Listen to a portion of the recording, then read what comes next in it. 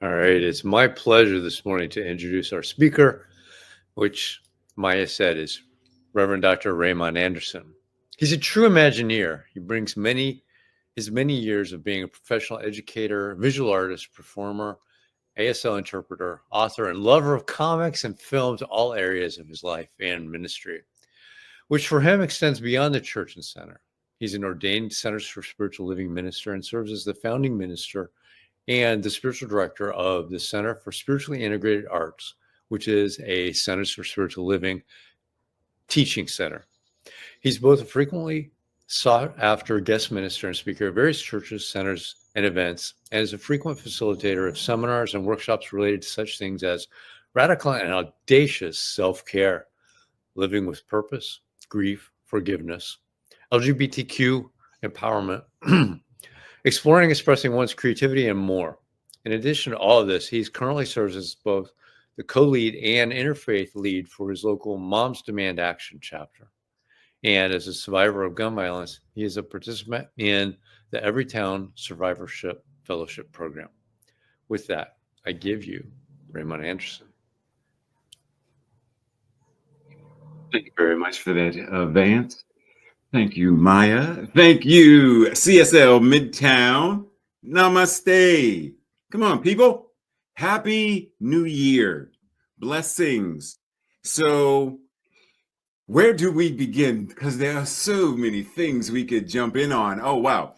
But, it's great. It's awesome to be with you all once again, especially now as we dive into what this year represents. And considering the title for today or the theme for today, whether we think of it as making space for it or making room for it, either way we think of it, the first thing, what is it? Right? Like that's the very first thing we want to think about is if we're going to make space for it, I'd like to know what it is.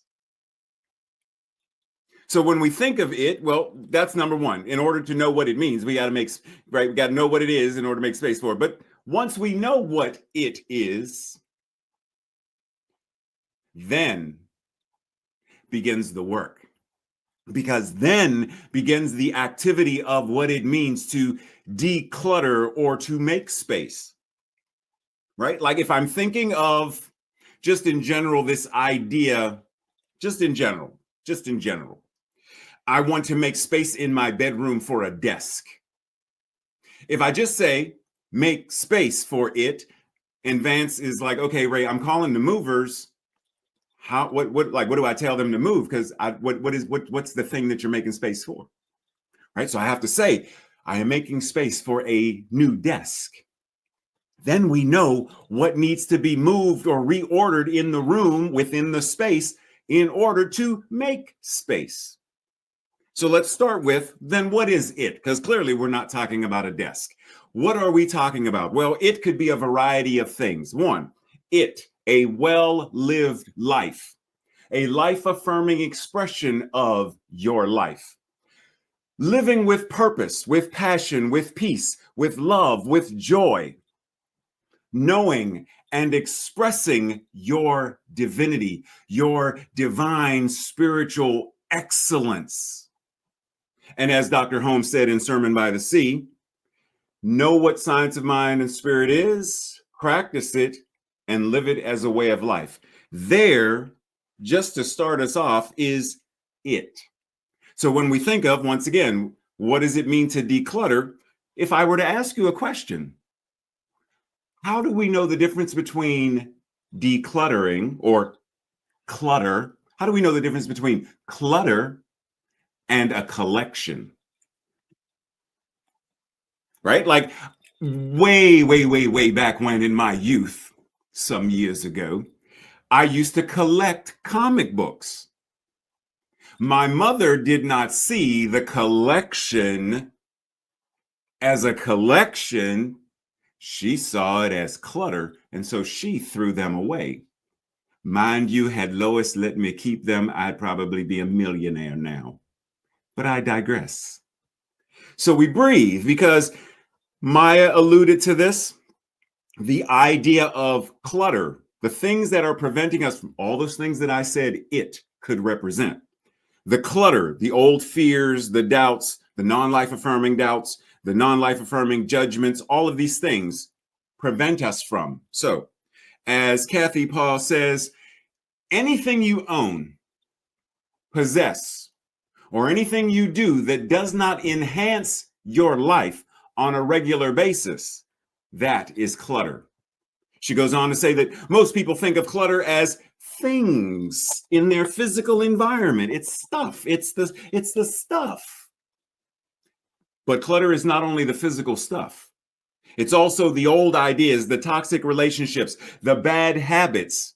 In other words, it can show up in the form of thoughts, activities, relationships, anything and everything that does not enhance your life. That's clutter. You said what now? So let's think about this, because we cannot effectively live our lives, right? We cannot effectively live our lives while something other than our highest and best occupies the space of our lives. Dude right there on the slide, he can't move through that room with any kind of ease, and as the vocalist sang, with ease and grace. He can't. Why? Because there's too much stuff in the room and everything's blocked. He can't do it. It's not going to work. So when we're thinking of this idea of decluttering, we have to declutter not only the physical spaces, our homes, our apartments, our cars, our offices, garages, etc., but we have to declutter our lives as well, as a whole, doing so holistically. So not just our thoughts, our beliefs, but our relationships. Because if we're honest, just between me and you, we know that there are times when there are relationships that are toxic, and we maintain those toxic relationships for a variety of reasons. But those too must be decluttered in order to make space, to make room for it. Now, there are three main reasons that we're even having this discussion at all. One, regarding clutter and decluttering and making space. One, we have been conditioned to amass clutter. We've been conditioned to get more stuff. I got more stuff, but I need more stuff to put more stuff in my stuff with my stuff, because my stuff ain't enough stuff. I got to get more stuff. That's the essence of, we could look at any television marketing project, advertising, billboards. It's about get. You're not complete if you don't have this product. If you're not drinking this 3 times a day, then there's no way you will ever fall in love. We've been conditioned. Number 2, we are not able to effectively discern the difference between what is clutter and what is collection. See, we can have a collection of memories, thoughts, and beliefs that serve a purpose, that elevate us in our lives. But can we discern the difference? And 3, why are we having this conversation? Because there are many people, many of us, who are not willing to engage in the discomfort that decluttering entails. A lot of us don't want to go there. So the only way to live fully and truly, to stretch into greater evolutionary ways of being, is to declutter and feel the discomfort. As Dr. Holmes reminds us, the thing then works for us by working through us and is us always. It cannot work for us in any other way. It spreads itself over the whole universe and shouts at us from every angle, but it can become power to us only when we recognize it as power. Therefore, our belief sets the limit to our demonstration, it sets the limit to our demonstration of a principle which of itself is without limit.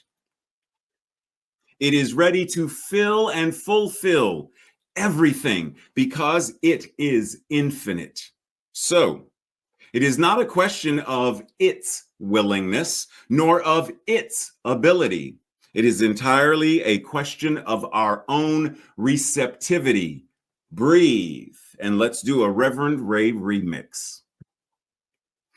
The thing then works for us by working through us and as us always. It cannot work for us in any other way. It is the whole of the universe and expresses itself as us, at us, in us, through us, and from every angle. But it, like electricity, can only become usable power when we actively recognize it as power. Therefore, our mental equivalents set the limits as well as the limitlessness of our demonstration of principle, which of itself is without limit. It is ever filling and fulfilling everything because that is the nature of it as the infinite. So it is not a question of its willingness, its ability. It is entirely a question of our own acknowledged receptivity and the active use of it. Breathe that in.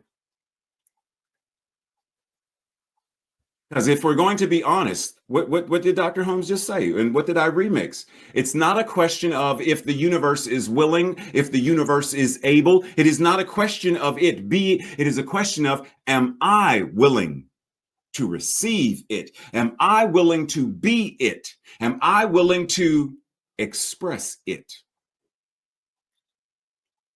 Am I willing to? Whatever the it is in that moment. So we could say it, because part of the life-affirming experience of, etc., is life-affirming relationships, be that family, be that friends, be that co-workers, colleagues, doesn't matter. Do I want that? Do I want clear communication and cooperation and collaboration with, is that what I want? Is that part of what it is as the expression of the divine? If that's what I want, it's not a question of, dear universe, will you please give me this thing that I desire? It is not a question of if the universe can or will or is willing or is able to give it. It is already given because that which God is already is. So all of the infinite possibilities, all of the infinite permutations of what could be already are. Question is, am I availing myself to receive, to be, and to express it? Breathe. Dr. Holmes goes on elsewhere to say, we are thinking, willing, knowing, conscious centers of life. Pause. There is only one life, and that life is God, and that life is your life right now. That life is expressing in, through, and as you right now. Conscious centers of life. We are surrounded by, immersed in, and there is flowing through us a creative something, a creative everything. Call it whatever you will. The sum total of all our thought, will, purpose, and belief creates a tendency in this law that causes it to react to us according to the sum total of that belief. So if we were to pause and look at all of our mental equivalents, referencing sort of what Maya said before about old fears and anxieties and worries and such and so forth. Thinking about these, the sum total of, do I have more thoughts of lack and scarcity, not enoughness, separation, war and rumors of war, and where I am now, as many of us are, because many of us are so entrenched in the minutia of our daily lives that we cannot even imagine. We cannot even imagine what it would be like to live in a post-cluttered experience. All we know is, I got to move through this and move through that to be able to get into the cabinet, to be able to get into my bank account, to be able to get into my relationship. Like I got to move all the trash and the old thoughts and fears of jealousy and envy and all this stuff and got to move it instead of eliminate it so that I have free range in my kitchen, in my bedroom, in my living room, in my consciousness, my mind, my heart, my soul, my being. We are so enmeshed in and entrenched in and submerged beneath all of the minutia of, hold on, let me get my post-its because I got to remember and post it there, and I got to remember and post it there. And we get so caught into that it overwhelms us, because that's what hoarding old beliefs, old paradigms, that's what it does. The purpose of it is limitation. So Dr. Holmes says, then knowing that the thing can work for us only through us, let us begin to accept today more good than we experienced yesterday, and to know that we shall reap a harvest of fulfilled desires. The time must come when we shall have left the apparent clutter behind, when it shall be rolled up like a scroll and numbered with the things that once were thought to be, that we now know need not be. And so we remove them, we eliminate them, we declutter them. He says, one of the greatest difficulties in the new order of, Ray, breathe. One of the greatest difficulties in the new order of thought is that we are likely to indulge in too much theory and too little practice. We pontificate about decluttering and New Year's resolutions, but we do not practice nearly as much as we theorize. As a matter of fact, we only know as much as we can prove by actual demonstration. That which we cannot prove may or may not be true, but that which we can prove, certainly, without a doubt, 100% must be and is, in fact, the truth, the whole truth, and only that which is true. So we want to declutter? Well, then let's take to heart what Eckhart Tolle offers us when he said, if you don't face it, if you don't bring the light of your consciousness to the pain, to the clutter, to the stuff, you will be forced to relive it again and again and again. You will be forced to be surrounded around it and under it and through it, because it is all that there is. But you must face it, because the pain body may seem to you like a dangerous monster that you cannot bear to even look at. Trauma, abandonment, loneliness, illness, disease, etc. I don't even want to look at it. But I assure you, as he says, that it is an insubstantial phantom that cannot prevail against the power of your presence. And your presence being what? The divinity that you are.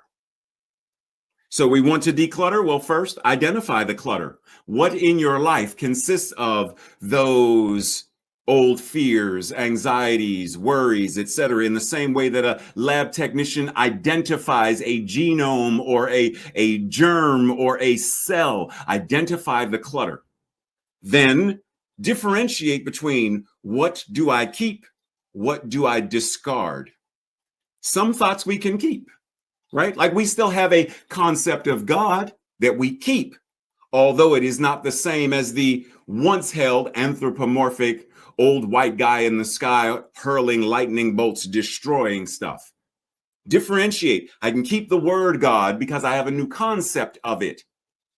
I can recycle the concept to something that is more life affirming and more truthful than.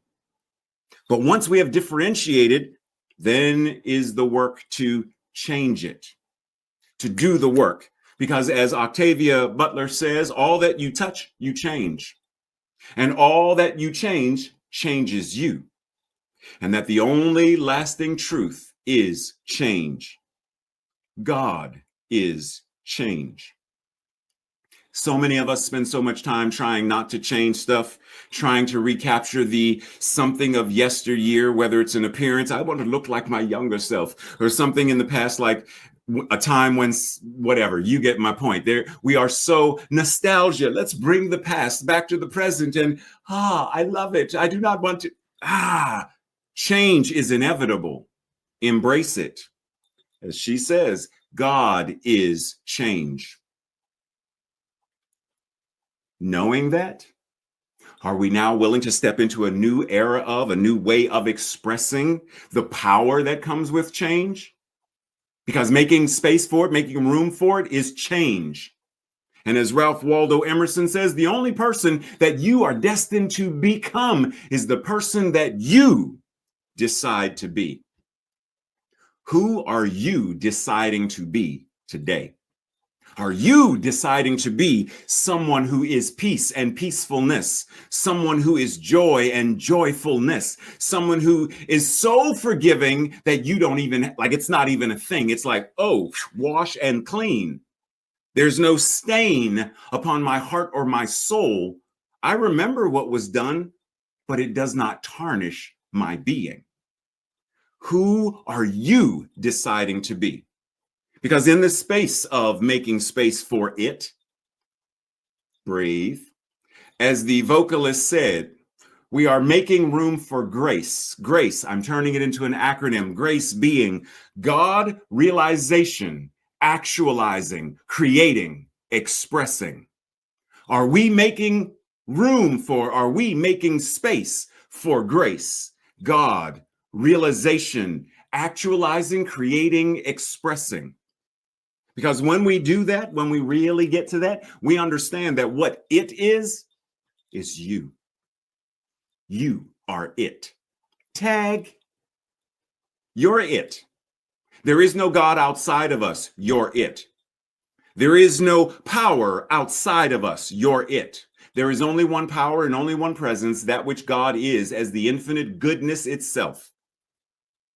There is no separation between, there is no space between what God is and what we are. There is only what God is as. You are it.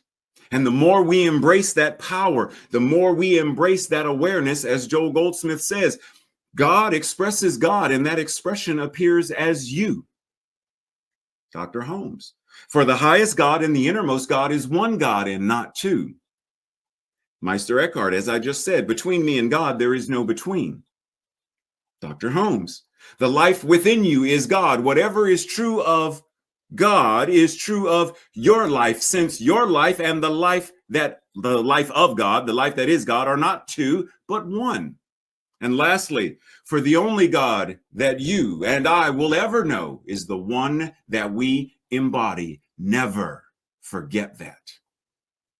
Never forget that. You are it.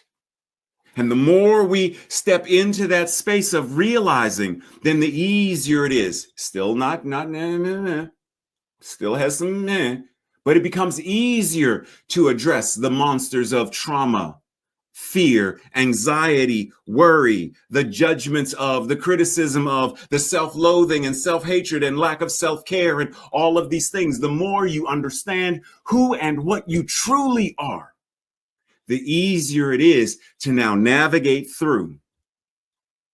The easier it is to now show up as.